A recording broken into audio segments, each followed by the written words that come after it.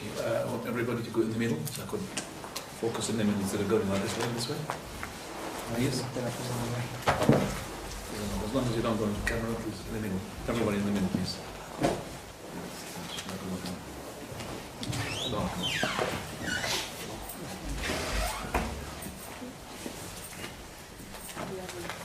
Everybody in book number, point number 6 with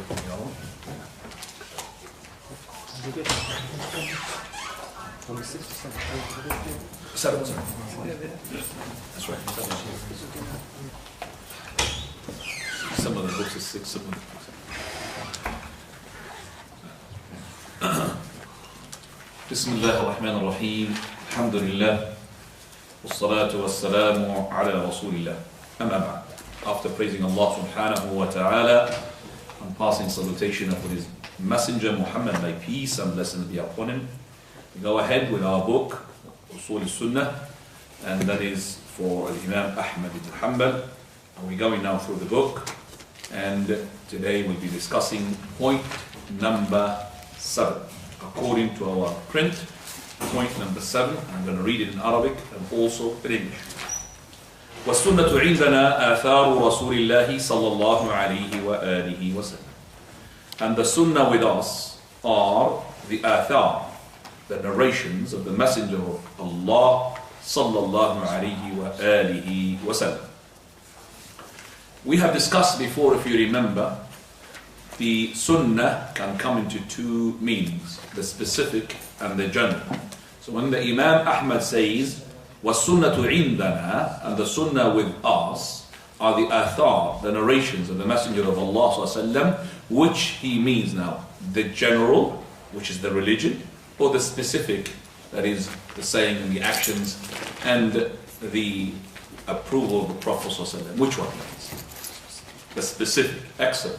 So here, the sunnah, it is etymology used by the Imam Ahmad, that is to specify the specific meaning of the sunnah, not like when we started at the beginning of the book, when we said as-sunnatu indana, that is, this is the general meaning, which is the sunnah indana there, which is point, or before point 1, this is usul sunnati indana, that is the fundamental principles of sunnah with us. Here sunnah is the general meaning, which is the religion, the way, and the methodology. Here, was sunnatu indana, that is, and the sunnah with us, he means the specific meaning, not the religion. He's talking about what is being narrated from the Prophet sallallahu alaihi wasallam, from qawl, أو فعل, أو تقرير, أو صفة خلقية, أو خلقية. That is, this is the definition of al-muhaddithin. Al-muhaddithun, the scholars of hadith, they define the sunnah in the following way. That it is what is being narrated from the Prophet of Allah, from the sayings and the actions and the approval, and also the description of the Prophet of Allah, and also the manners of the Prophet of Allah. This is the definition of the muhaddithun.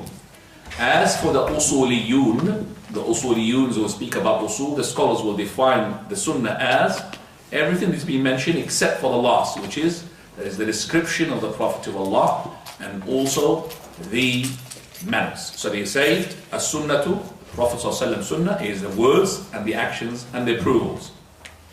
Al-muhaddithun, they add, and the description of the Prophet of Allah, and also they add as well the manners.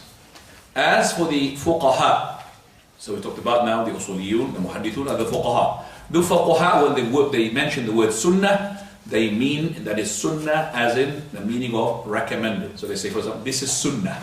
Means what? Recommended.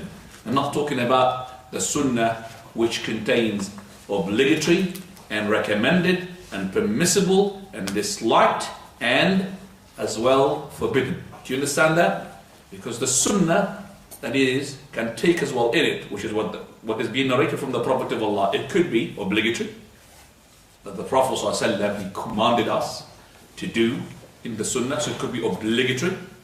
Or it could be recommended, that the Prophet ﷺ, he made a recommendation. It is not compulsory, nor it is haram to leave. And there, if you embark upon something which is recommended, you will be rewarded. But if you abandon doing something recommended, then you will not be punished. Like the siwak is recommended. But the obligatory of the Prophet ﷺ, when the Prophet ﷺ commands you of doing something, like eat with the right. So if I eat with the left, I am what? Sinned. Because it's obligatory to eat with the right. But to eat with the left is sinned. And this is not in the Qur'an, it's from the Prophet Muhammad ﷺ. The Qur'an does not talk about eat with the right and eat with the left. So eat with the right, that's to say this is compulsory. So if you did not eat with the right, and you are able to eat with the right, and you eat with the left, then you are sinned. The example of, which is something that is recommended, the siwak. The siwak, if you embark upon doing the siwak, you will be what? Rewarded. But if you don't do the siwak, you are what? Not sinned. The other issue as well, permissible. So we've got the 5 categories that goes into it. Al-ahkam al-khamsa. Obligatory, recommended, which is they call it the fuqaha sunnah. Fuqaha calls that recommended, call it what? Sunnah. So when the person, for example, when we say that the beard, so we talk about, brother, let go of the beard. What does he say? It is sunnah, brother. Brother, what do you mean by sunnah? Sunnah means that the fuqaha means sunnah is recommended, or do you mean by sunnah that is part of what the Prophet ﷺ said or acted or approved, or from his description or from his manners? Do you understand that? Is it part of the definition of the sunnah? Then we agree with you. But if you meant sunnah in the category which is of the fuqaha means recommended, we don't agree with you. Because the Prophet of Allah, he said, Firru liha, akrimu liha, a'fu liha. Lots of narrations here where the Prophet was commanding us to let go of the beard. So the beard, yes, it is from the sunnah of the Prophet of Allah, that is from his sayings, and also from his actions, but it is compulsory. Do you understand that now? So it's compulsory. So when the fuqaha says that is the beard is from the sunnah, it means from the sunnah that is mean given to us from the Prophet of Allah. But they don't mean, okay, when they also leave this is from the sunnah, they don't mean it is recommended. Recommended is something else. So don't mix up this with this. Sunnah, according to the fuqaha, when they say sunnah, it's recommended. But when the fuqaha talk about the beard, they say it's compulsory. But it is from the narrations of the Prophet ﷺ. We don't find it in the Qur'an that is you have to grow your beard. So the other issue, we go to the 3rd category, permissible. Something which is permissible. That the Prophet ﷺ did something permissible, or said something which is permissible. Like the clothes of the Prophet ﷺ, the clothes of the Prophet ﷺ in terms of which clothes they put. Okay? It is sunnah, it is permissible, but there is a specific color that is recommended, which is the white. Prophet ﷺ, he said, wear the white. And that's a recommendation, that's a command, because we know that the Prophet did, he put other than the white, and also shroud your deceased with it. So putting the red and the blue and the black, this is what? Permissible. It is not going to be gaining you a reward, nor is going to gain you if you don't put it on a sin. You understand that? As permissible. Also the Prophet ﷺ, he had been seen walking like this, with this open, right? Now this is, we call it from the sunan al-'ada, the habitual acts of the Prophet ﷺ. So if he walks like this, is there any text to support this is from the sunnah of Allah Azza wa Jalla, that means if we walk like this we're going to be rewarded?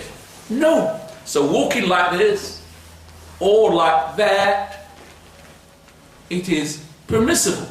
You're not going to gain a reward by untying your, or you're not going to gain a reward by doing this. You're not going to gain a sin by doing this. You're not going to gain a sin by doing that.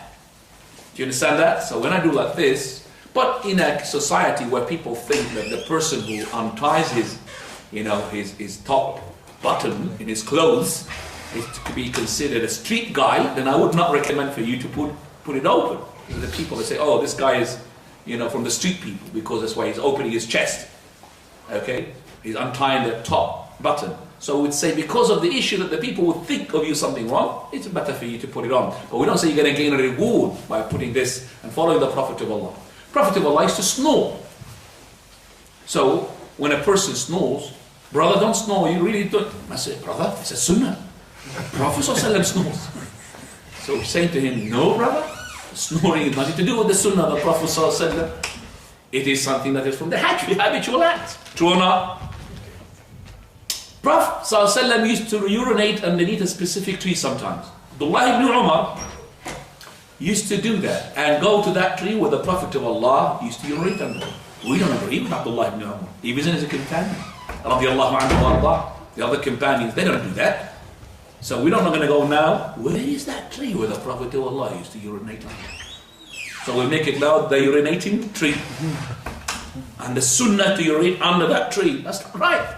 Because from the habitual acts of the Prophet ﷺ. So this is something that is no sin or a reward if you leave it or you embark upon it. We're going now below to the fourth category of the ahkam, that is disliked. The person is disliked. So when the Prophet ﷺ, he disliked for us to do a particular act. And this dislikement, for example, it would lead to haram if you maybe go into it. So when the person, for example, he is coming to a disliked issue, people, for example, they say that if you go into a trouser, even it's a baggy trouser, it is disliked. It is better to have what? A thought. Because the trouser is still, even it's a baggy one, still it's going to give a shape to your body. So it is disliked for the brother, for the man, for the female, for the male, to put a trouser on even if it's baggy. But now if you had put a trouser on, you don't gain a sin. But if you left that trouser and you put the thorn, you're going to gain a what? A reward. So that's the dislike. It's the opposite of the recommended. Recommended, if you do it, you're going to get a reward. If you don't do it, you're not going to get a sin. The dislike, if you leave it, you're going to get a reward. If you do it, you're not going to get a sin. The opposite. The last category is the haram, which is the opposite of the what? Of the what? The obligatory. Because the obligatory, if you do it, you'll be rewarded. If you don't do it, you'll be sin. The haram, if you do it, you'll be sin. If you don't do it, you'll be rewarded. It's the opposite. So the haram, Prophet ﷺ, he said, gold is haram upon the male. So if the person puts gold and he's a male, then he is what? Sinned. And if he does not put the gold, because he believes in Allah's messenger, that is to be the prophet to be followed, he will be what? Rewarded. MashaAllah. So you understand now the sunnah of the Prophet ﷺ. So, according to the usuliyun, a sunnah, that is, what is being narrated from the Prophet ﷺ, from his sayings, his actions, his approvals. And that could take the 5 full categories. That is obligatory, recommended, and permissible, disliked, and forbidden. According to the Ahnaf, there are a 6th category, which is dislike, karaha tanzihiyya, and dislike, which is karaha tahrimiyya. Dislike closer to the permissible, dislike closer to the haram. According to the Ahnaf, they make it another category.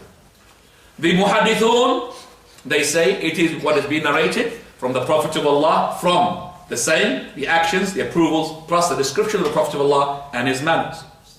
The fuqaha, when they say the word sunnah, they mean it's not what is being narrated from the Prophet of Allah. That is, they say that is category of mustahab. It's sunnah, it's mashallah. If you do it, you'll be rewarded. If you don't do it, you're not going to be sinned. So when we say the beard, if you say the beard is sunnah and you meant the fuqaha expression, you're wrong. But if you meant the usuliyun or the muhaddithun, yes. It comes under it is the sunnah from the word of the Prophet of Allah, but it's under the obligatory. It's an obligatory act to leave the sunnah. Right. He says, Ma uthira atharu. It is the athar. Athar, the traces, what is being narrated from the Prophet ﷺ. Athar ma uthira an Rasulillah ﷺ. And it means the hadith. And this is the scholars of the Jumhur. Most of the scholars, they treat the word athar equals to what? Hadith. You understand that? Very important. Athar equals to what? Hadith. But the scholars of Khurasan, specific scholars from the hadith, the ones who come from the side are called Khurasan. Okay, southern part of Russia. From that area, from those areas, Mishad and all of them, those people, those scholars, they distinguish between the word hadith and athar. They say the hadith is from the Prophet sallallahu alaihi wasallam, whereas the athar is from the companion or below. Do you understand that? So when they say athar, it is being narrated from the companion, not from the Prophet of Allah, or below. So when they say athar al-sahaba, athar al-tabi'een, they don't say athar al-Rasul sallallahu alaihi wasallam. And we tend to have, that is the correct opinion, is Jumhur al-Ilm, most of the scholars. It's not because they are more in number, but the athar equals to what? To the hadith, according to Imaam Ahmad and most of the scholars of the hadith. And Imaam Ahmad, he says, لا تقلدني, don't blind follow me. Don't blind follow Malik. Don't blind follow the Awza'i. But that is al-hujjatu fil athar. The hujjah, the proof, is following the athar. That is the ahadith. And he used to say, Deenu Nabi Muhammadin akhbar. The Prophet's religion, Muhammad, is akhbar. Athar. Ni'mal matiyya lil fata athar. Very, the best thing is to embark upon is to follow the traces, the hadith of the Prophet of Allah. لا ترغبن عن الحديث وآله. Don't keep away from the hadith and the ones who are narrating the hadith. فالرأي ليل والحديث نهار. For verily, the opinion is to be like darkness, and the hadith is like the daylight. So don't follow the opinions, follow the hadith. ولربما جهل الفتى أثر الهدى وشمس بازغة لها أنوار. And maybe the person would be ignorant regarding the athar, but the sun is shining and rising, and it got rays, and you can't really lose it. So this is the hadith of the Prophet ﷺ, is equivalent to the sun when it is glowing, when it's got the light. Muhammad ibn Sinan, one of the scholars of the hadith, he says, Ahlul hadithi humu ahlul nabi. That is, the people, this is a couplet of poetry. Ahlul hadithi humu ahlul nabi. Verily, the Ahlul Hadith, the people of the ones who live with the Hadith, قال Allah, قال رسوله, قال رسوله, they are the family of the Prophet. They are the supporters of the Prophet. They are the followers of the Prophet. وَإِن لَمْ يَصْحَبُوا نَفْسَهُ أَنْفَاسَهُ صَحِبُوا. Look at that. Even though they did not accompany him physically, because they have come into an era after, these scholars, but they have accompanied his breath. The breath of the Prophet of Allah, that means his saying. So they are, even though they're not physically were with him at the time of the Prophet of Allah with him, but they have accompanied his words. His breath means what? His words. Also, we find that when we talk about the Firqa al-Najiyah, al-Ta'if al-Mansura, what we mean by that? Ahlul Hadith. Ahlul Hadith are Ahlul Athar, are al-Ta'if al-Mansura, are al-Firqa al-Najiyah. Those are the same thing. So when you say Ahlul Hadith, equal to Ahlul Athar, equal to the Ta'if al-Mansura, Ta'if al-Mansura, the prevailed sect, and al-Firqatul Najiyah, that is the saved sect. So the prevailed group and the saved sect and the Ahlul Hadith and Ahlul Athar are all of them are to be the same. قال البربهاري, al-Imam, rahimahullah, in his book Sharh al-Sunnah, that is point 120. Allah Allah fi nafsik. وَعَلَيْكَ بِالْآثَارِ, and hold on to the athar. He means by athar what? The hadith of the Prophet وَأَصْحَابِ الْأَثَارِ, al-athar, and also the ones who narrate those narrations. وَالتَّقْلِيد, and also to make taqleed. And taqleed in the wordings of those scholars, the previous ones, is not the blind following.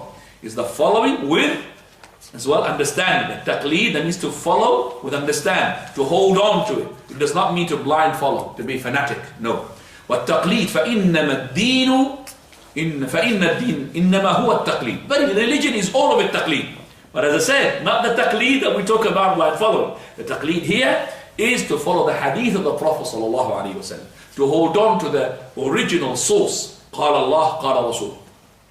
That is, he means for the Prophet ﷺ, for his companions, may Allah be pleased with them. And he says, وَمِنْ لَمْ يَدْعُونَ فِي لَبْسٍ فَقَلِّدْهُمْ, and the ones who are before us, وَمَنْ قَبْلَنَا لَمْ يَدْعُونَ فِي لَبْسٍ, لَمْ يَدْعُونَ فِي لَبْسٍ, sorry. That those, the ones who are before us, they did not leave us in a position where we're going to be confused. We don't know what we do. فَقَلِّدْهُمْ وَاسْتَرِعْ. So follow them and relax. Relax. Don't you go and invent and innovate things. Just follow them. Follow the companions. You don't have to just to follow the companions in their, as I said, consensus. Don't really derive a new route. Don't give a new path. Go and follow them. And وَاسْتَرِحْ وَلَا تُجَاوِزِ الْأَثَرَ وَأَهْلَ الْأَثَرِ. And don't go beyond the hadith of the Prophet ﷺ, or the ones who are the holders of the hadith of the Prophet ﷺ. Sufyan al-Thawri, he says a saying, Imam Sufyan al-Thawri rahmatullahi alayhi, he said, إِنِ اسْتَطَعْتَ أَلَّا تَحُكَّ رَأْسَكَ إِلَّا بِأَثَرٍ فَافْعَلْ. If you can't scratch, if you have nothing to, you didn't find, so if you want to scratch your head, don't ever scratch it except with the hadith. Hadith of the Prophet ﷺ. Always scratch your head with the Prophet ﷺ hadith. I mean, scratching here means when you want to think about something, that's scratching. Okay? Don't scratch it except with the hadith of the Prophet ﷺ. Don't bring a saying from such and such person. Always go to the hadith of the Prophet of Allah. Now, let's go to the examples of the hadith of the Prophet ﷺ in the definition, which is the saying, the actions, and the approval, the description of the Prophet of Allah, how he looks, and also how he eats, and then finally his manners. As for the saying, the example of the saying, Prophet ﷺ, he said, كلمتان حبيبتان للرحمن خفيفتان على اللسان ثقيلتان في الميزان سبحان الله بحمده سبحان الله العظيم. That is, two words. They are dear to Allah, they are light on the tongue, and they are heavy in the scale. Subhanallah wa bihamdih, Subhanallah al-Azim. This is narrated by Bukhari, and this is the last hadith of the book of Imaam al-Bukhari. The last hadith. So he concluded his book by this hadith. Kalimatan. Two words, which are, look at it, Habibatani ila Rahman, dear to Allah, the Rahman. Khafifatani ala lisan, too light on the tongue. That means not really going to be exerting a lot of effort to say them. Thaqilatani fil mizan, but they have a very heavy weight in the scale of the day of resurrection in terms of rewards. Subhanallah bihamdih, wa subhanallah al-azim. As for his actions according to the scholars are of types. Type number one from his actions, which he has done because of his ada. Ada means habitual. Like we said, the description of his clothes, and to put the clothes on, it is permissible. And in terms of which color, how does it look like, how is it being sewn, where to put the pocket on the top or the right on the left, it's permissible. But sometimes you could be commanded with it, or you could be prohibited from it for a certain reason. Second type, that is the type of the action, what he has done because of his natural creation. Like for example, his eating, his drinking. He needs to drink, doesn't he? He needs to eat. So all of that, and he needs to sleep, all of that has got no rule regarding itself. So, but sometimes you could be commanded with, sometimes you could be prohibited from. Commanded with to eat something or prohibited from eating something. But there is maybe describing how to eat, maybe there is a sunnah or a command, like how to eat with the right. It is commanded, and prohibition to eat with the what? With the left. So there's a prohibition and there's a command, and you have to follow the Prophet ﷺ.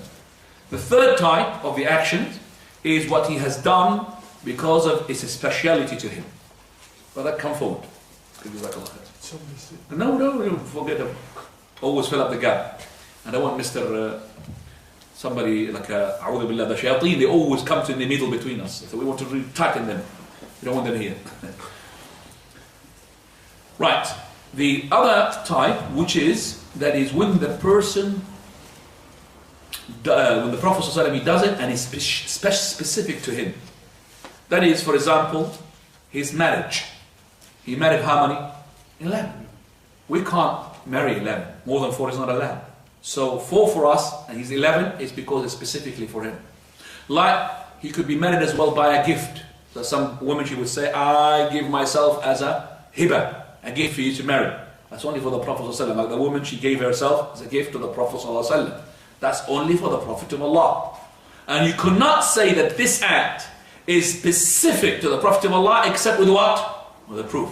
So the asl, the origin of this matter is whenever we have something on the Prophet of Allah is to be followed unless there is a proof to say otherwise. This is from the specialty of the Prophet of Allah. Do you understand me?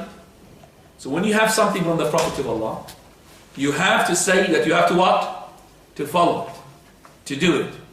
And to say specific, then you have to have a proof to say that this is what? Special to the Prophet of Allah. So never say, oh, this is especially to the Prophet of Allah. No, you can't say that. You have to have a proof to say it's from the specialty of the Prophet of Allah. So when the Prophet of Allah does something, then you do it. Unless it says this is specialty of the Prophet of Allah. Number 4. What he has done for the sake of ibadah. And it will be permissible for the sake of ibadah. No sin and no punishment for abandoning, because the original of this matter, the asl, the foundation of this matter, that there is no punishment for something that you abandon. For example, the siwak.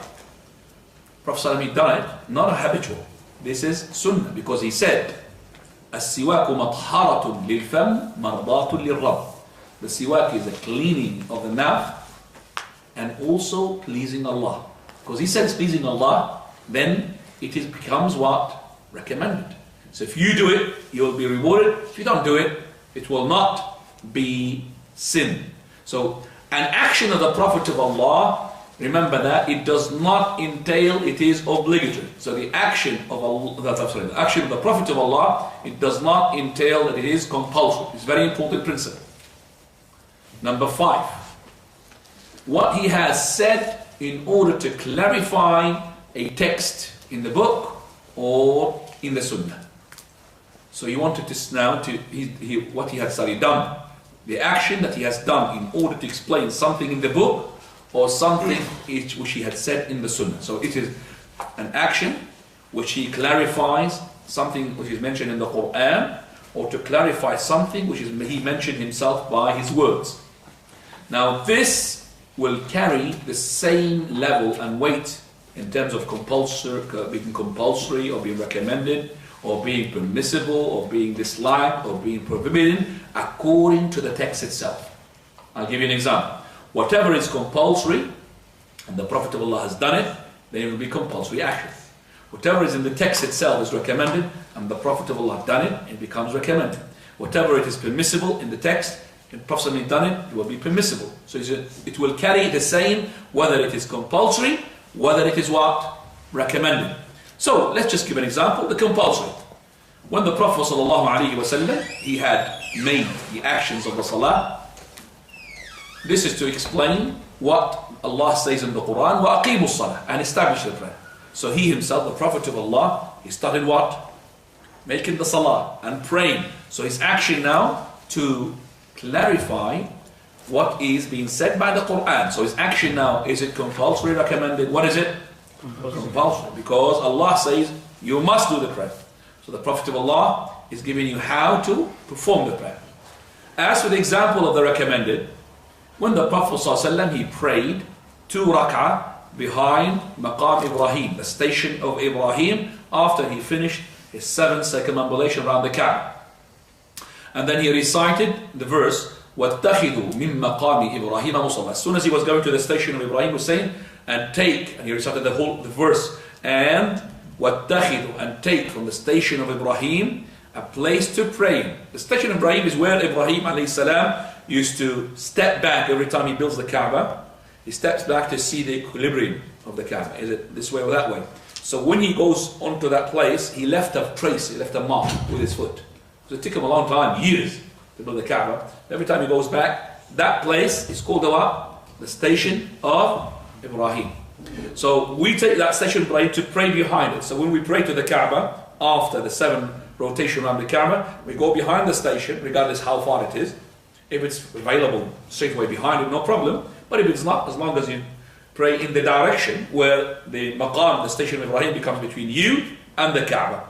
So here the Prophet ﷺ, he prayed, showing this verse, but also he has, with his action, told us that this is not compulsory, because the text is not compulsory. It is actually sunnah. So if you did not do the 2 rak'ah behind the maqam, it will not invalidate your the hajj or the tawaf itself. It will not invalidate the tawaf. It will not. And you're not going to be sinned if you don't do it. But you'll be rewarded if you what? Do it. The taqrir, now we come into the last bit, which is the taqrir. We said the Prophet ﷺ's words, actions, and now we come to our approvals. The approvals of the Prophet ﷺ, can I ask for some windows to be open? I feel like there's no air here. So, I don't know. Can I just put the fan on, please? Put that one on, maybe that one. Here, this one here. And this one. I don't know. I feel like I'm suffocating. That's a problem. Maybe it's also sunnah, that's why. Jazakallah khair. Now,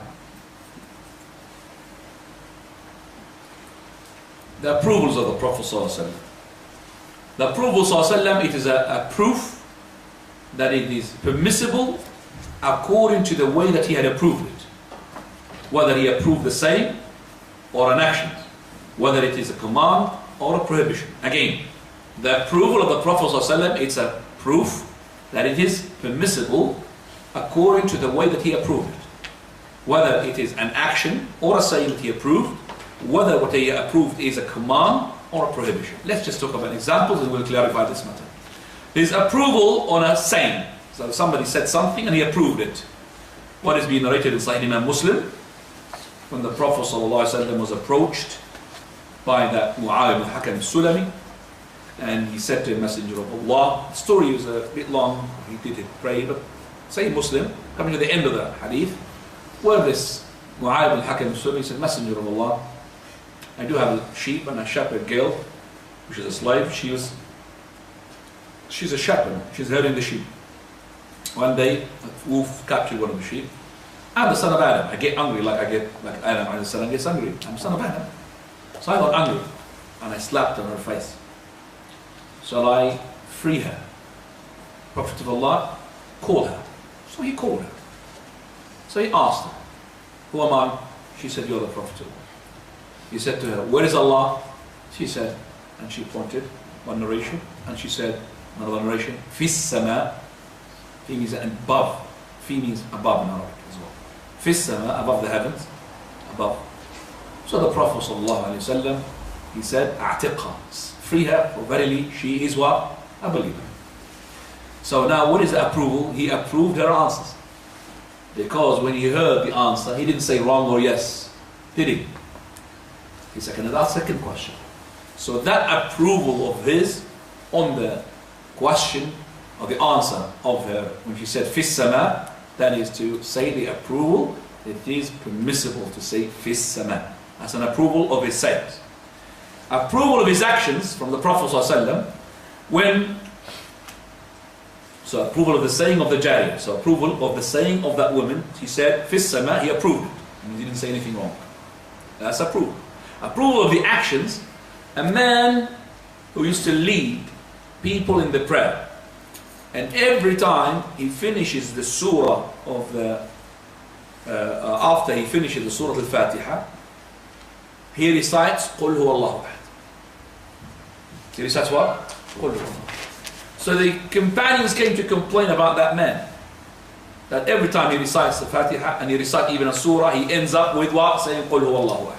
He recited maybe a bit Surah Al-Nisa and then he goes Qul huwa Allahu ahad. So they went to the Prophet and complained. So he said, the Messenger of Allah asked him, why did he do that? For what reason? So when they asked him, he said, verily because Sifatul Rahman, it is the attribute of Allah the Almighty, and I love to recite it. So the Prophet ﷺ, he said, tell him that Allah, He loves him. Because he loves this surah, Allah loves him. That's an approval of what? Of what he's doing. That he, every time he recites the Fatiha or recites the surah after that, he ends up with reciting قُلْ هُوَ اللَّهُ أَحَدٌ اللَّهُ الصَّمَدُ لَمْ يَلِدْ وَلَمْ يُولَدْ وَلَمْ يَكُنْ لَهُ كُفُوًا أَحَدٌ. As his approval regarding a person prohibited something, a prohibition. That is, one day the Prophet ﷺ, he was praying the Maghrib. Behind him were Abu Bakr and Umar from the companions. When the Prophet ﷺ finished his salah, this is on Sunnah Abi Dawud, which is authentic as well. When the Prophet finished his Maghrib, a man stood up straight away after the salutation to make two sunnah, voluntary. So Umar al-Khattab stood up with him and he put his hand on his shoulder and he told him, sit down. For verily, the people of the book before us, they were destroyed because there is no gap between their obligatory and their voluntary. The people of the book before us, they were destroyed because there is no gap. At least tasbih, at least you move a bit. And that's, from the sunnah, that when you finish your obligatory, you don't pray your sunnah in the same position, just slightly to the right, slightly to the left, slightly to the front, slightly to the back. And also you have to make as well a bit of astaghfirullah, astaghfirullah, Allahumma anta salam, kasalam, tabarakta ya Dhul Ikram. This is the saying, the supplication, at least you say it after the fard, and then you start your sunnah. Otherwise you're going to link your sunnah, your voluntary, to the obligatory, becomes one prayer. So he said, sit down for value. The people of the book were destroyed because they have no gap between their obligatory and their voluntary. Look at how small is this thing had destroyed the people of the book. So the Prophet ﷺ looked at Umar al-Khattab when he was admonishing that man. He said, Asab Allahu bika ibn al-Khattab. That means Allah Azza wa Jalla is always putting the haqq and the truth onto your tongue, O Umar. What he said is what? Kira. That's approval of the prohibition of Umar al-Khattab when he said it is prohibited. Don't join the voluntary to the obligatory. Now, coming to a very important point, which is what happened at the time of the Prophet ﷺ.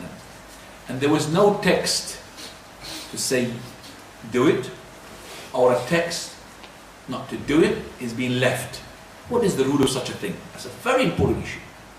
Something that happened at the Prophet of Allah's time, is it right to do it, or is it not? It can't do it. There is no text to support it. We say, number one, we cannot, it is not permissible to attribute that to the Prophet of Allah. Because the Prophet of Allah, it happened in his time, he didn't know about it. So we can't say the Prophet of Allah, has said it or has done it. That's number one. But we say it is a hujjah, a proof that Allah had approved it. You can't say the Prophet of Allah has done it or said it, but it's a proof that Allah had approved it. Allah Himself. Why? Because if it's something wrong, then Allah will what? Expose it. What is the proof for this? We've got a number of proofs. Proof number one. The companions, they had taken a proof for themselves when they approached their wives, instead of ejaculating inside, to ejaculate outside, from that we used to do that when the Qur'an was revealed and nothing had happened. So Jabir ibn Abdullah, he says, in Sahih Bukhari and Muslim, we used to na'zil, that means we detach ourselves from our wives the last moment, and ejaculation takes outside, and the Qur'an was coming down onto the Prophet ﷺ. What does that mean? He means by this that doing this is permissible because it was haram. Then the Qur'an will come and say this, you're not allowed to do it. So this is Sufyan, he says, Thawri rahimahullah. So if there is something wrong with it, then the Qur'an would say what? Haram, don't do it. So it's an approval, because there's nothing in the text to say don't do it. Second proof, write down. You're going to miss a lot of things. These things are it's not going to come in easy in a book. This is an extract of years. Right. Also, what is an indication for as well the approval of Allah in the time of the Prophet ﷺ, that those acts of the munafiqun, that they used to do it hiddenly and secretly, which are not approved, Allah exposes that. So when, for example, in the battle of Tabuk, they were returning back, the munafiqun, the hypocrites, they were saying, these reciters of ours, the Qur'an, they're only good just about food, eating food. They're taking the mic. Nobody had heard them except for Allah subhanahu wa ta'ala. Allah Azza wa Jalla revealed that to the Prophet ﷺ, what they have said. So the Prophet of Allah, he said, the revelation came to him, لا تعتذروا قد كفرتم بعد إيمانكم. You became kuffar. Who exposed that? Allah. So it's a proof to say that if Allah subhanahu wa ta'ala went quiet on it, then it's approval, it's permissible. But because it's something haram, Allah exposes. Number 3, proof. Abu Darda, he says, radiyallahu anhu, the Prophet sallallahu alayhi wa sallam said, what more do you want than this? Powerful proof. ما أحل الله في كتابه فهو حلال. What Allah made halal in His book is halal. وما حرم فهو حرام. And whatever He made haram, unlawful, is to be haram. وما سكت عنه فهو عفو. And whatever if He did not say anything regarding it, whether it's halal or haram, it is being pardoned. You understand me? It's a let off, it's a concession. فَاقْبَلُوا مِنَ اللَّهِ عَافِيَةً. So accept from Allah what He had, gave you as a concession. So don't dig deep. If Allah said nothing regarding it, it is permissible. Because He didn't say halal or haram, it's afu. Abdullah ibn Abbas also narrates that the people of Jahiliyyah, they used to eat things and abandon things out of being disgusted with it. They used to eat things and abandon eating things because of disgust. The Prophet of Allah, He sent His Prophet, and He had sent down His book, and He made the halal halal and the haram haram. Allah, what He made halal, it was halal, and He who made haram, it's haram. And whatever is quiet, He didn't say anything regarding it, then it is afu, it's been pardoned. Then He recited the following verse. قُلْ لَا أَجِدُ فِي مَا أُوحِيَ إِلَيَّ مُحَرَّمًا عَلَى طَاعِمٍ يَطْعَمُهُ إِلَّا أَن يَكُونَ مَيْتَةً أَوْ دَمًا مَسْفُوحًا أَوْ لَحْمَ خِنْزِيرٍ فَإِنَّهُ رِجْسٌ أَوْ فِسْقًا أُهِلَّ لِغَيْرِ اللَّهِ بِهِ فَمَنِ اضْطُرَّ غَيْرَ بَاغٍ وَلَا عَادٍ فَإِنَّ رَبَّكَ غَفُورٌ رَحِيمٌ. So Allah subhanahu wa ta'ala, He says in this surah, where He says, that is, I don't find, say to them, I don't find of what Allah had revealed to me as to be unlawful on a ta'imin, that is, on a food that is being given to me, except if it is maita, carrion, or blood, or pig, swine meat, for that it is filth, or fisq, which is as well, is being slaughtered by other than Allah subhanahu wa ta'ala. If you've been pushed, then do it, then eat, no problem, for Allah is the oft forgiving, the oft merciful. Now this hadith tells us, this ayah tells us as well, that what Allah subhanahu wa ta'ala told you haram is being shown in the book. And whatever Allah did not talk about, then it is being pardoned for you. That's another proof. Also, we find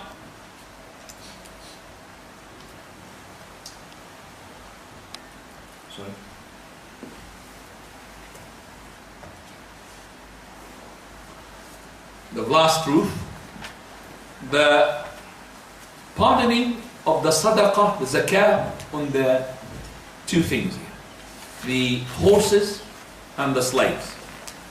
You know there's a zakah on the gold, on the silver, that's from the money. But there is no zakah on the platinum, which is more expensive than the gold. There is a zakah on, as well, the barley, the wheat. But there is no zakah on cucumber. There is no zakah on passion fruit. It's much, much more expensive. There is zakah on the sheep, on the cows, on the camels. But which is more expensive, camels or horses? Horses. There is no zakah on horses. Person could have, as a rich person, lots of slaves. These are properties. There is no zakah on raqiq. That is why we say that it's been in the Qur'an and in the Sunnah, there is no mentioning of the zakah on the horses nor on the slaves. That is afu. It's not being mentioned. Do or not to do. So it's a concession. We don't want to dig now deep and make an analogy. Now we have to have zakah on the horses, like because their horses are much more expensive than that. There was horses at that time. There were slaves at that time. Maybe there was not passion fruit. There's no passion fruit, but there is other products. There's cucumber. There is cucumber.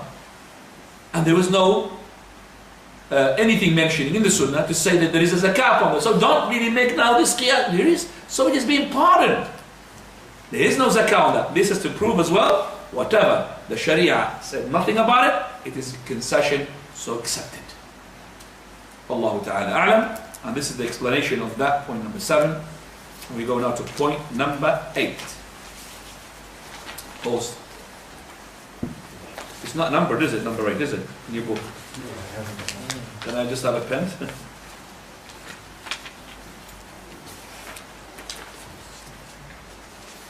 I don't know, the new version still hasn't been numbered as well? No, okay, number it.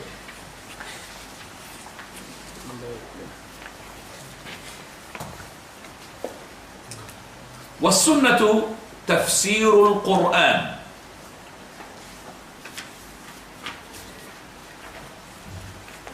والسنة تفسير القرآن, and 9 with it as well we go. وهي دلائل القرآن. Right. That is number 9. And the Sunnah explains and clarifies the Qur'an, and it is the guide to the Qur'an containing evidences, and that is explanation of that, and dictation as to its meanings and correct interpretations. So it is the guide to the Qur'an, and as well the Sunnah explains the Qur'an. Again, the Sunnah I'm asking, is it the specific or the general meaning? Yes? Specific. He's not talking about talking the Sunnah of the Prophet. That means whatever has been coming from the Prophet of Allah, sayings, actions or approval, or the, as we said, the description of the Prophet of Allah, the man. Specific. He says it explains the Qur'an. That is, it will clarify what is being generalized in the Qur'an. And it will restrict something which is general in the Qur'an. Because the Prophet ﷺ is the most knowledgeable regarding the Qur'an. Do you have any doubt about that? No. We have the athar, that is the hadiths of the Prophet of Allah, and the athar from the Sahaba and the followers to warn us against, that is, saying that you are more knowledgeable in the Qur'an than the Prophet sallallahu alaihi wasallam. In Sunan al-Darimi, from Umar radiallahu anhu, he says, verily there will be people coming to you arguing into the ambiguous verses in the Qur'an. Do you understand the ambiguous words? It means the verses that carry more than one meaning. They will use those verses in order to argue with you. These are people of bid'ah. فَخُذُوهُمْ بِالسُّنَّةِ. Argue back with what? With the Sunnah. Don't argue back with the Qur'an, because the Qur'an حَمَّلُ وُجُوهُ. The Qur'an have more than interpretation. Argue with the Sunnah. For verily, the people of the Sunnah are more knowledgeable in the book than anybody else. The book of Allah. Also the Ajurri in his Sharia with his chain on the authority of Sa'id ibn Jubayr, one of the great scholars of the followers. He says that the Prophet sallallahu alaihi wasallam, he said a hadith. So this Sa'id ibn Jubayr, he said the Prophet sallallahu alaihi wasallam said, and he said a hadith, and he mentioned the hadith of the Prophet of Allah. A man from the present people who were listening, so he said to Sa'id, verily there is in Allah's book something which, contradicts what you say. Sa'id ibn Jubayr, this great scholar of the era of the followers, he said a hadith from the Prophet of Allah. This man from the audience, he said, verily there is in the book of Allah which contradicts this hadith of the Prophet of Allah. So he stopped. He said, verily, I don't want to see you that you are objecting on me or objecting on the hadith of the Prophet of Allah by the book of Allah. The Prophet of Allah is more knowledgeable in the book of Allah than anybody else. The Prophet of Allah is more knowledgeable in the book of Allah than anybody else. Right. Also,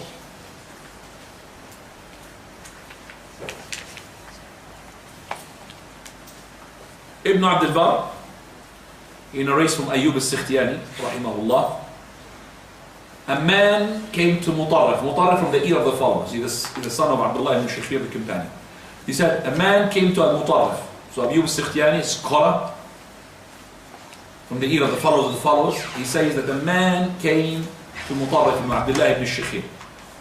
He said to him, don't talk to us except with the Qur'an. I don't want to hear except for the Qur'an. So Mutarrif, he said, Wallahi, we don't want to swap the Qur'an for anything else. But we want to narrate to you from the person who is the most knowledgeable in the Qur'an. That is Muhammad sallallahu alaihi wasallam. Do you understand that? We don't want to swap the Qur'an, replace the Qur'an with anything. But we want to use the sayings of the man who is the most knowledgeable regarding the Qur'an. That's why. Allah subhanahu wa ta'ala, He says in Surah An-Nahl, وَأَنزَلْنَا إِلَيْكَ الذِّكْرِ. Verily, we have revealed to you, O Muhammad, the dhikr. لِتُبَيِّنَ لِلنَّاسِ مَا نُزِّلَ إِلَيْهِمْ وَلَعَلَّهُمْ يَتَفَكَّرُونَ. In order to explain and clarify to the people what is being revealed to them so that they may ponder and contemplate. I'm asking. وَأَنزَلْنَا إِلَيْكَ الذِّكْرِ. And we have revealed to you, O Muhammad, the dhikr. in order to clarify and explain to the people what is being revealed to them so that they may pay heed. I'm asking the word dhikr here. What does it refer to? The Qur'an. Sunnah. Sunnah, ya Habib. Sunnah. It is not the Qur'an. Again, the Prophet Allah says in Surah Al-Nahl, وَأَنزَلْنَا إِلَيْكَ الذِّكْرِ. We have revealed to you the dhikr in order لِتُبَيِّنَ لِلنَّاسِ مَا نُزِّلَ إِلَيْهِمْ, to explain to the people what is being revealed to them. We've got two revelations here. First revelation, the dhikr. The second revelation. Which is the first revelation he is talking about? The Sunnah, which has a specific meaning. In order to explain to the people what is being revealed to them, what is revealed to them? The Qur'an. Look at that, yeah. So we have two dhikr. Qur'an and Sunnah. And the dhikr he has mentioned here, al-dhikr refers to the Sunnah. Because Allah has revealed to him sayings of his, the sayings of the Prophet of Allah, in order to explain to the people what is being revealed to them, which is the Qur'an. The Qur'an lots of God. For example, وَأَقِيمُوا الصَّلَاةِ, establish the prayer. Can you establish the prayer without the dhikr of the Prophet of Allah? Can you? No. Allah subhanahu wa ta'ala, he said, وَلِلَّهِ عَلى النَّاسِ مَنِ اسْتَطَاعَ وَلِلَّهِ لِلنَّاسِ عَلى الْحَجِّ حَجُّ الْبَيْتِ لَمَنِ اسْتَطَاعَ سَبِيلًا. That is, Allah subhanahu wa ta'ala imposed upon you to make the Hajj if you are able. Can you make Hajj without the actions of the Prophet sallallahu alaihi wasallam? Okay. يَا أَيُّهَا الَّذِينَ آمَنُوا كُتِبَ عَلَيْكُمُ الصِّيَامُ كَمَا كُتِبَ عَلَى الَّذِينَ مِنْ قَبْلِكُمْ. That is being prescribed upon you to do the fasting. Do you know how to do the fasting without the explanation of the Prophet sallallahu alaihi wasallam? No. The zakah, وَآتُوا الزَّكَاةِ, give the zakah. Do you know how? The threshold of the zakah, how much to give the zakah without the Prophet sallallahu alaihi wasallam? No. So, if it is the case, the Sunnah is the dhikr to explain what is being revealed to the people from the Qur'an. So we have two revelations, Tanzilan, Qur'an and Sunnah. Allah subhanahu wa ta'ala says, إِنَّ عَلَيْنَا جَمْعَهُ وَقُرْآنَ. Verily upon us to gather it for you and the Qur'an of it. وَقُرْآنَ. فَإِذَا قَرَأْنَا فَاتَّبِعْ قُرْآنَ. If we recite it for you, follow the Qur'an of it. ثُمَّ إِنَّ عَلَيْنَا بَيَانَ. And upon us, Allah says, to explain it. The explanation means here what? The Sunnah of the Prophet sallallahu alaihi wasallam. The clarification. Hassan ibn Atiyah, which is a follower, he says, Jibreel alayhi salam, he used to come down with the Sunnah, just like he used to come down with the Qur'an. Look at that.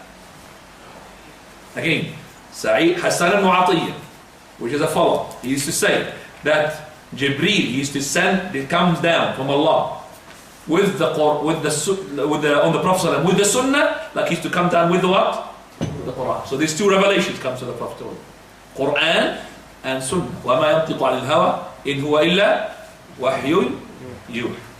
طيب.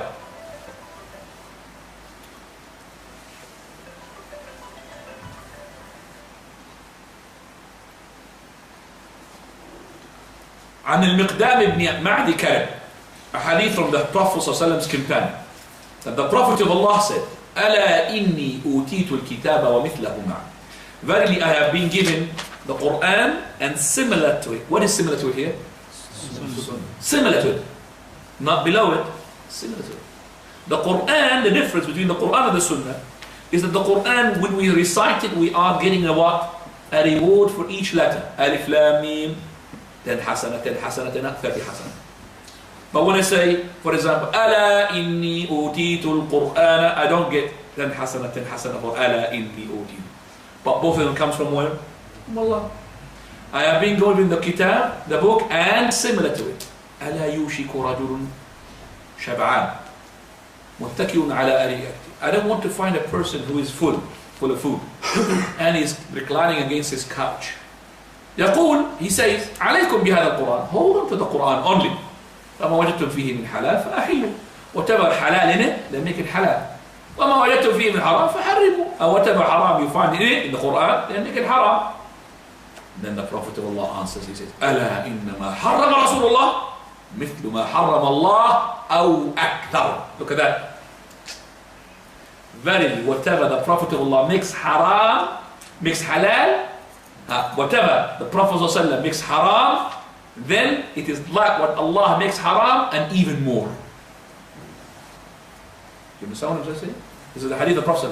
ألا إن ما حرم رسول الله مثل ما حرم الله أو كما حرم الله أو أكثر, even more. Because the Sunnah of the Prophet ﷺ might explain that this ayah is abrogated or more.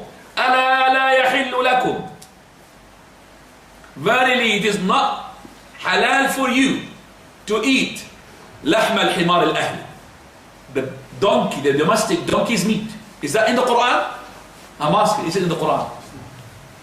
So can you say now, well, himar, domestic, is not mentioned in the Qur'an, so it is afu, pardoning, so you can eat it? No, it's not afu. The Prophet ﷺ said, ألا إن ما حرم الله ما حرم رسول الله كما حرم الله أو أكثر. Don't eat the domestic donkey. Can we eat the wild donkey? What is the wild donkey? The zebra. We call it in Arabic حمار وحشي, which is what? The zebra. The zebra is halal. The zebra is what? Halal. It's a donkey, by the way. The zebra is a donkey, but we call it the wild. So the domestic donkey, which is the red, is what? Haram. They used to eat it, by the way, the companions. When the Prophet ﷺ passed by them in one of the battles, he looked and he said, ألا إنما حرم رسول الله كما حرم الله لا يحل لكم الحمار الأهلي.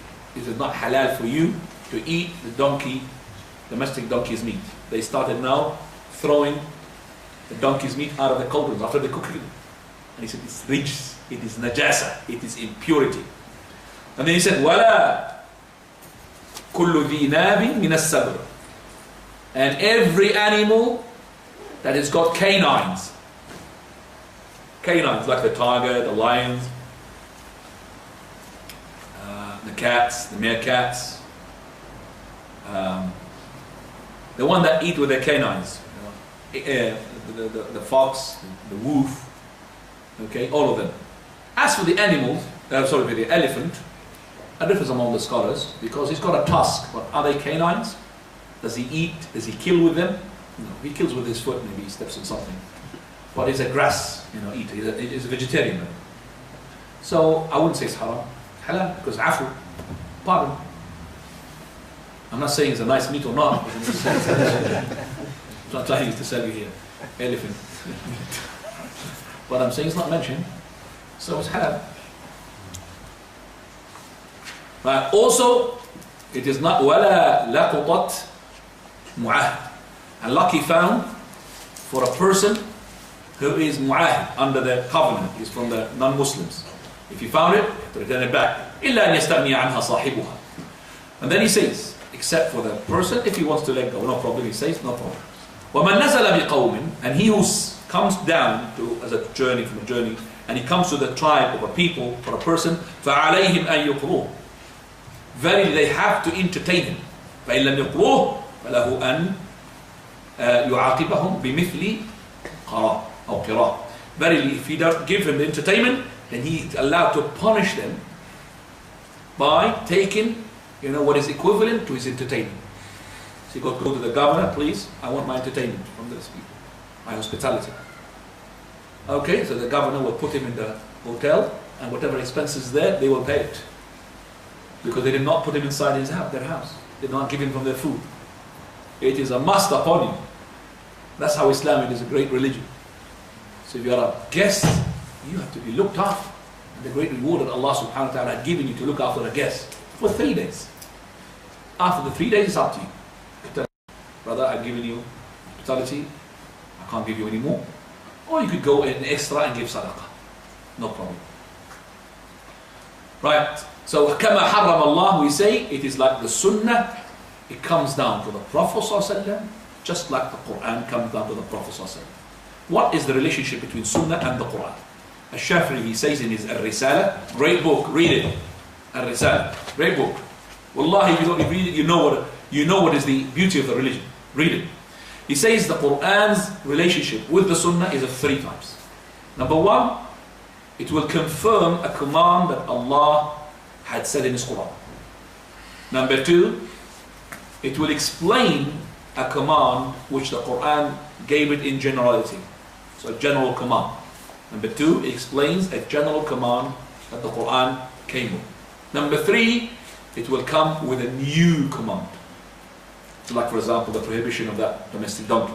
So it's either number 1, it will confirm a command the Qur'an speaks about, or number 2, it explains a command in the Qur'an which came into general, it will detail it, like the salah, prayer. Number 3 will come up with an extra, okay, an extra command.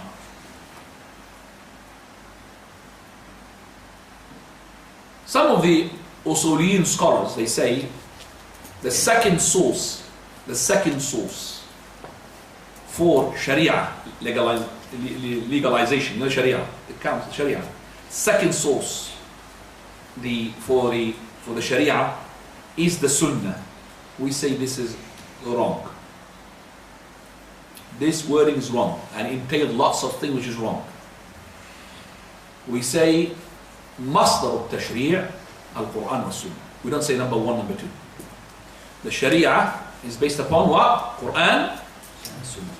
We don't say number 1 is Qur'an, then number 2 is Sunnah. When you say this, مصدر التشريع الثاني السنة, the second source of Sharia is the Sunnah, it means that if you find something and you want to know halal or haram, you look into the Qur'an first, then you look into the Sunnah. That's wrong. You have to look into the Qur'an and the Sunnah together. You have to look at the Qur'an and the Sunnah what? Together. So that's number 1, number 2. And this is based upon a hadith which as well made authentic because the Usuliyun are not muhaddithun. The scholars of hadith, they have said that this hadith they depended upon is unauthentic. Munkar, more than unauthentic. Which is hadith Mu'adh ibn Jabal. Where you find it in Sunnah Ibn Majah, where the Prophet ﷺ, he sent him to Yemen. So he said to him, if you're facing a matter, an issue, you need to judge. What do you do? So he said, Messenger of Allah, I will judge with whatever is in the book of Allah. So the Prophet of Allah asked him, so what about if you don't find the judgment in the book of Allah? So he said, I will look into the Prophet ﷺ Sunnah. So what about if you don't find that judgment into the book of the Sunnah of the Prophet of Allah?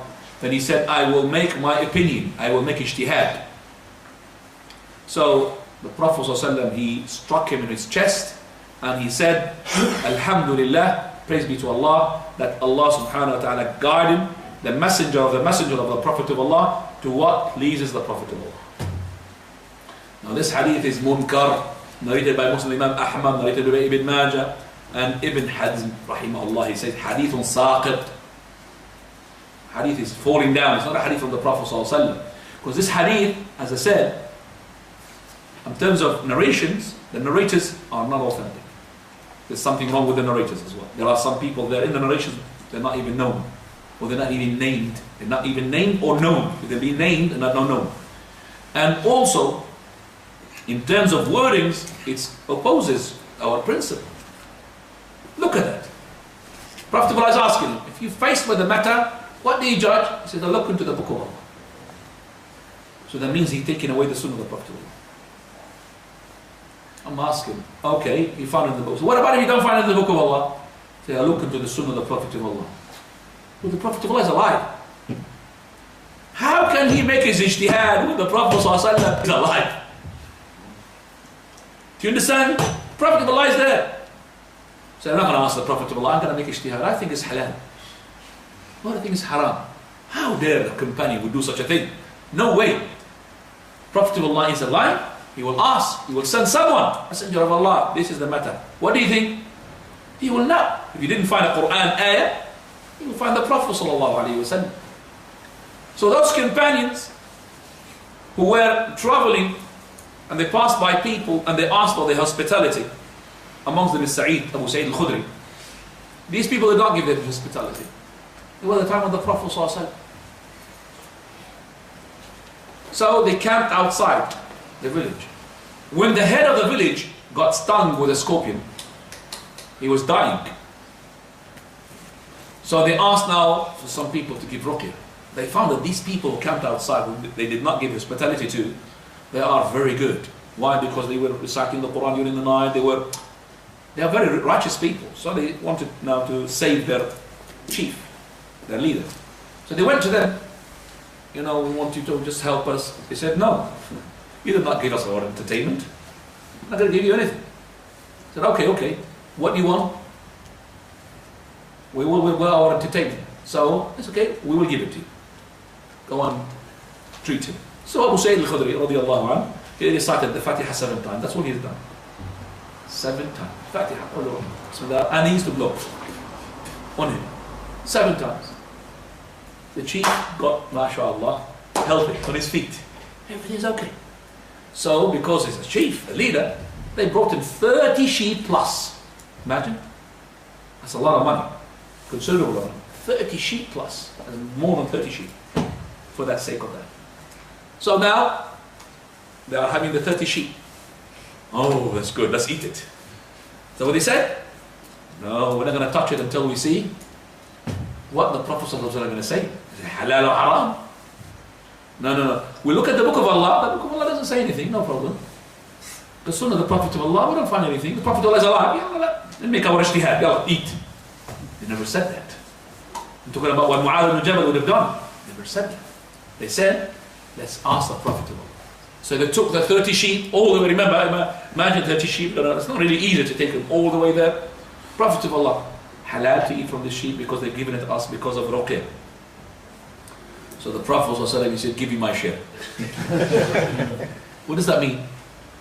It's halal. He's not gonna, didn't take anything, the Prophet of Allah. Iqsimuli. That means, give me my share, that means it is so halal that I could eat it as well. Because the Prophet of Allah is not allowed to eat from what? From sadaqah, from zakah. So if he can eat from that, it's absolutely halal. He didn't have anything. The Prophet of Allah, the whole war booty of the Battle of Hunayn, many cattle, he divided everything. He didn't leave anything for himself or his wives. Nothing. He doesn't want anything from the dunya. After Allah, when he died, he's already in debt. He's not really after dunya. That's why he's the greatest of all men. The greatest of all mankind. Why? Because he left nothing. Nothing. And whatever he left is called sadaqah. Can't be given to his inheritors. Fatima, his daughter. So the Prophet said, my share means halal. So they did not go and eat what they've been given. They had to make sure it's halal. They asked the Prophet of Allah, they didn't say, we'll make ijtihad. No. So this hadith is unauthentic. So from the tafsir of the Sunnah to the Qur'an, and just bear with me because I'm changing some of the words here. From the tafsir of this is what we said, from the tafsir, these words, the Sunnah can make tafsir, interpretation of the Qur'an. The Prophet ﷺ, when he said regarding the following verse in Surah Al-Baqarah, وَكَذَلِكَ جَعَلْنَاكُمْ أُمَّةً وَسَطًا. Verily we made you to be ummah wasat. لِتَكُونُوا شُهَدَاءَ عَلى النَّاسِ وَيَكُونَ الرَّسُولُ عَلَيْكُمْ شَهِيدًا. He said, Al-wasat al-adl. So he said, al-adl. Al-wasat, the middle, means what? The justice. So I cannot explain the wasatiyah except with what the Prophet of Allah had explained it. And this is in Sahih al-Bukhari. So no one is to now explain the wasat in this ayah different from what the Prophet of Allah had explained it. Because some people say wasat means the middle. No, brother, it's not the middle. Wasat means the adl, the justice. Who said that? The Prophet ﷺ. So when they say, for example, now these days al-wasatiyah what? خَيْرُ دِينُكُمُ الْوَسَطِ. What is the wasat? It means what? The justice. It's not the middle. Because between each 2 points, there is a middle point. You know that. And each middle for each person differs from the middle point of yours. Between 0 and 2, the middle point is 1. Yes? And between 0 and -2, the middle point is -1. Yes? But this is not what it means by al-wasatiyah. Al-wasatiyah. Al-wasatiyah, it means the just. That means you're doing the thing haqq. For verily, the wasatiyah, let's say these days, for example, a woman looks, and she's a Muslim woman. She looks at a woman really covered from top to toe. And looks at another woman there, a Muslim woman. She's got, for example, a skirt up to her knees. She says, looks at that woman, she's extreme. And looks at the other one, she's extreme. I am wasat. I'm having my skirt up to half of my neck. That one is fully covered, and this one is up to her knees. Do you understand? I am wasat. In the middle, wasatiyah. This is wasatiyya, is not good. Now the time changes. Are we getting more naked? So this Muslim woman, she looks at the woman, she's got her skirt up to half of her leg. And she looks there, one woman, she's half her skirt up to her thighs. She puts it up to her knees. And what's up in the middle, brother? See? There's nothing like this. And it could go, it changes by time. You don't know how much the wasatiyya is going to be later on. The wasatiyya means going with the sharia. Wasatiyya means just. Wasatiyya means I don't go to the extreme. The Prophet ﷺ, whenever he's been given a choice between two things, he would choose the easiest one, as long as it is not what? Haram. If it's haram, he will not choose it. ما خير بين أمرين إلا اختار أيسرهما. He will choose the easiest of them. He will not choose if it is haram. Allah Ta'ala A'lam. And inshallah, next week we will be talking about وليس في السنة قياس, and that is point number what? 10. And this point is a very very strong point. And explain inshallah what is means by qiyas here. There is no qiyas in the sunnah.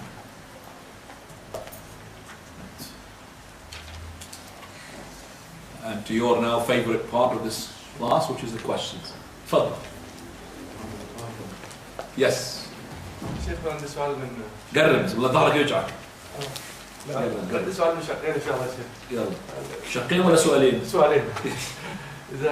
He wants to cheat. He says, I've got a question, got two parts. I said, two parts or two questions? He said, two questions. What about the crocodile? Oh, he likes the crocodile. Yes. So we started with the elephant, now we end up with the crocodile. Yes. Because I know the people in my country eat the crocodile, some of them. Is the crocodile halal or haram? Okay. Another thing about, what about... That's it, Sheikh. The crocodile. First of all, we need to differentiate between land animals, sea animals, and an animal that could live in both. Do you understand that? Land animals, there are rules for them, which is haram, and the rest is to be halal.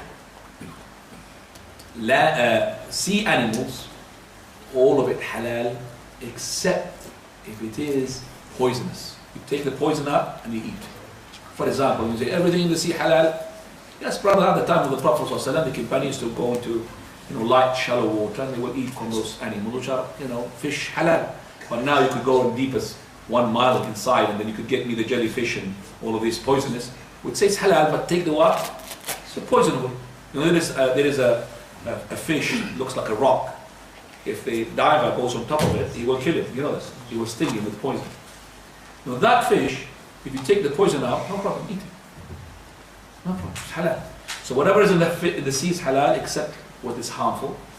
And whatever is in the land is halal except what is mentioned to be haram, like the one that's got the canines, the fangs, the one which has got the claws as well, and some as well, animals like the cat we mentioned to be haram to eat. So all of those are to be haram. Coming now back to the question, the crocodile. Crocodile comes in the category which he lives in both, in the sea and in the water. But is he more to the sea or more to the water? That's another criterion by some of the scholars. They say if he's more to the sea, he's from the sea. You know the crab? Yes. He lives outside, doesn't he? But if I'm going to describe him, is he a land or is he sea? Sea. See, you got consensus, mashallah. Sea. So he's halal. I'm not going to say, is he got canine or no canine? It's sea. And there's a way of as well killing that animal and boiling it and eating it. It's nice, the crab. Crab's nice to eat. I don't know if you're eating them or not. Octopus. The octopus as well. Ooh, it's nice. Very beautiful. What about frog? I think just the crocodile. Allahu musta'an. So the crocodile, if he's from the sea, more just like the crab, then he's halal. If he is from the animals of the land, more, then I would say I had to apply upon him what? The canines. Now, has he got a canine or he's got a set of teeth? Jaw, but a strong one. You know the canine? Yeah. What does he have? Set of jaws. I think he's got jaws. He doesn't Yes, got he's got a set of jaws. He got powerful jaws. You grab onto you. So I can't say it's haram. I don't find any difference between it and the hippo. The hippo, is he a land or is he a river animal? Land. Land. Who said that land? Very good. It's a land. More a land. But he hasn't got one of these tusks, has he? And the Africans, I don't know, who eats hippo? You eat hippo? Lots of people eat hippo in Africa. I met a brother, mashallah, eats it. Nice meat. The hippo, you know the hippo. And this hippo, by the way, is not what the people think that is very domestic animal. Yeah, they put him as well in the caricatures or the cartoons that to be nice. You know, it's a friendly animal. True or not? But he's not. He is not. He's not a friendly animal. Believe me. He's like a rhino. Rhino is halal. So, just anybody who asks me, rhino is absolutely halal. Don't worry about it. Okay, so I say it's halal. As for the frog, because you asked me, the frog, he's from the animals of the sea, but he's got a prohibition, he's an exception. So what is being mentioned from the Prophet ﷺ, he said, that is, don't kill the frog. There's a principle where we learned it, that if the Prophet ﷺ prohibited from killing animals, then they're not allowed to be eaten. Or a command to kill certain animals, then they are prohibited to be eaten. Both. So if there is don't kill, he told us not to kill the ants. So the ants is what? Haram. Don't kill the frog. The frog is what? Haram. Don't kill the hippo. Not the hippo? Not the hippo.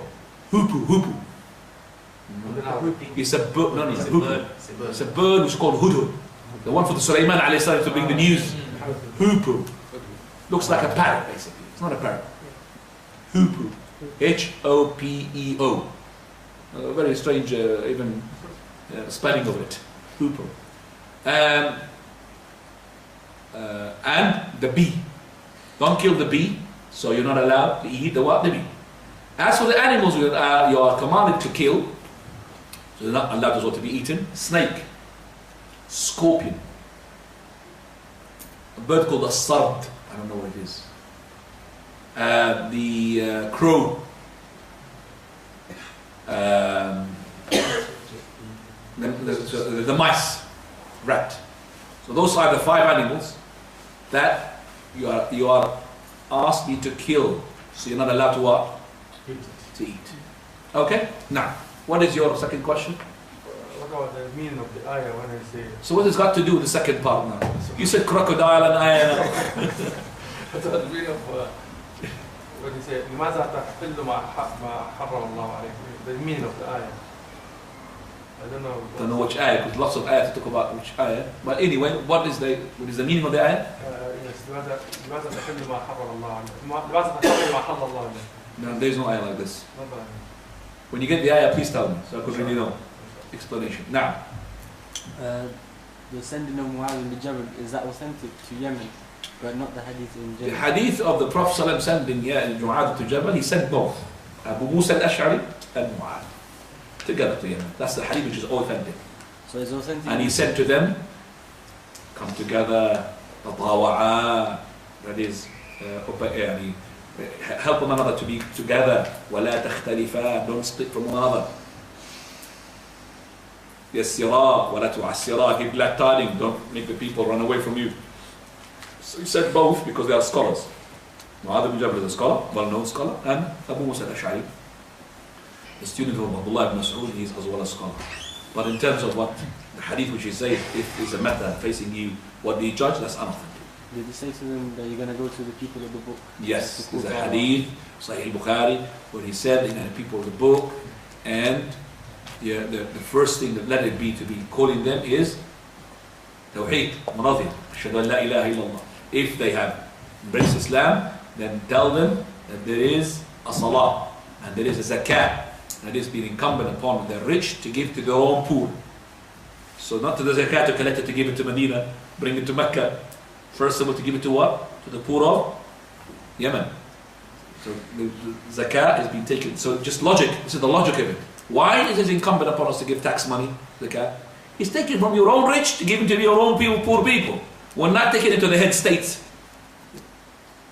That's your own people. So that is the logic, because these people, when they embrace Islam, lots of things they're going to be facing, maybe they are not going to be submit to it until later on. So Allah's message is giving them the logic. Tell them that this is being taken from you rich, give it to your own poor. But first of all, the first thing that you're going to call to is La ilaha illallah Muhammadur Rasulullah. Now, what time is the adhan? What time is the prayer? Half past. Okay, you've got 5 minutes and I have to leave inshallah because I prayed my asr anyway. Is it sunnah to recite adhan in the baby's ear when born? No, it is not sunnah because it's not authentic. Is it permissible to pray behind a non-mahram when there is no mahram in the room? If you are on your own with him, it's not allowed. If you are with another sister, no problem. It says with other women in the room, you are no problem. Because as an imam, always the imam is going to be most likely not a mahram, he's not even related to you. Is it permissible to use protection to prevent from having children, to use protection to space out the year gaps between each child? No problem, as long as those protection that you're using, they're not going to have side effects. So from those things that have side effects, the pill. But if it is, for example, like something to block, what do you call that? Lawlab in English. Lawlab, which is the old system. The lawlab, which is the coil. The coil. Use the coil. If it's got no side effects, no problem. But these days they've got even more technology, something in the arm here, that would prevent it. It's got no side effect, but they lately proved that it's got what? Side effects. Subhanallah. And now they are rushing to take it out from lots of people because it's got side effects. Late after what, they've diseased lots of people now. And maybe they could be doing it deliberately because they want to prevent the population to grow all over the place. Because small land, they say, can't have more people. So at the moment they're saying that this might cause cancer. That's what they said. Allah musta'an. So I would say a natural stop. Why is the natural stop? Just like the companion used to do. And they could use it now these days as well, using the help of, for example, something which I can't see in the presence of the children here. All right. Now. Yeah? Over question, I think. Over? The question very important is. Yes, another question. Oh, your question. Hang on a second. No, this is very Hang on important. a Sheikh. You can't have the veto. Veto only for America or... Tfadal. Yeah, there is the ayah about Musa when he grabbed his brother from head and his لا تأخذ بلحيتي ولا برأسي. Can we use that as an evidence that Allah is talking about beard that we are? No, you can't use it as an evidence because you say that from the nature, the sunnah that corresponds to the nature of mankind, sunnah al-fitra, is that the prophets, they have beards. You can't use it to say that it's compulsory. It is from the sunnah of the Prophet ﷺ, all of them had beards.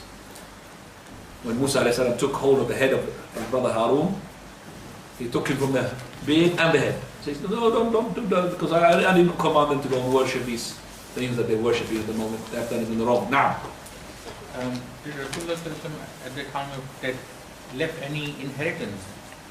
The reason I'm asking is did the Prophet leave inheritance? Yes. He left just the land of Fadak, the land which is taken from Khaybar. And Fatima, she wanted that land, and Abu Bakr said, the Prophet ﷺ, he said, whatever we leave as prophets is to be charity. Yes. And she cannot have the inheritance of that. Yes. And he left as well a debt, which is the 30 sa' of barley. Okay, he had borrowed from the Jewish person, and the Jewish person, he took his shield as a pawn, as a rahm. So if he does not really give the amount of money which is equivalent to that, then that person will take the shield. Now, last question. How to make a distinction between a sunnah that is permissible and a sunnah that is recommended? How can I distinguish between a sunnah which is For permissible instance, sleeping and on a the floor. sunnah which is recommended? The sunnah which is recommended, the Prophet ﷺ would either he would say something regarding it that it will have a reward. So they would say something regarding that is do this because you're going to do such and such reward. And the Prophet ﷺ as well, his continuous act of doing something, and it makes it recommended. A continuous act. A continuous act. Now, if the command came from Allah and there's a continuous action from the Prophet ﷺ for that command, it makes it compulsory. I'll give an example. The khutbah, taking the khutbah on the Jumu'ah, what is the compulsory? What is the proof that it's compulsory? Allah subhanahu wa ta'ala, He says, يَا أَيُّهَا الَّذِينَ آمَنُوا إِذَا نُودِيَ لِلصَّلَاةِ مِنْ يَوْمِ الْجُمُعَةِ فَاسْعَوْا إِلَى الذِّكْرِ. If the call or you believe, call for Jumu'ah come, then come to the dhikr. The dhikr here is important, to come to the salah. But what about the dhikr, which is the khutbah? Is that the Prophet sallallahu alaihi wasallam, he made khutbah all the time.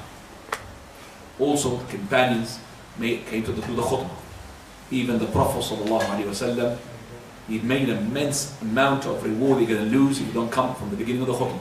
So we say the khutbah from the beginning, it is compulsory because of the action of the Prophet sallallahu continuously to explain a command, general command in the Qur'an. Wallahu ta'ala a'lam. Just two quick examples. Sleeping on the floor, anything with the hands. How can you explain those two things? Sleeping on the floor. Sleeping on the floor, just like the Prophet used to sleep on a mat on the floor, and there's a side, and eating with the hands. So are those two acts permissible or recommended, or sleeping on the floor, to sleep on the floor, no problem. No, I'm saying, is it recommended or is it permissible? It's permissible because they are from the habitual. It's not. So it's not like if you do, you get the Prophet ﷺ, when he used to eat, كان لا يأكل على خوان. Khiwan means like a table. He does not eat when there's a table. So when he eats on the floor, he puts the floor, the food on the floor. But it doesn't mean that you're going to be sinned if you have eaten on the table.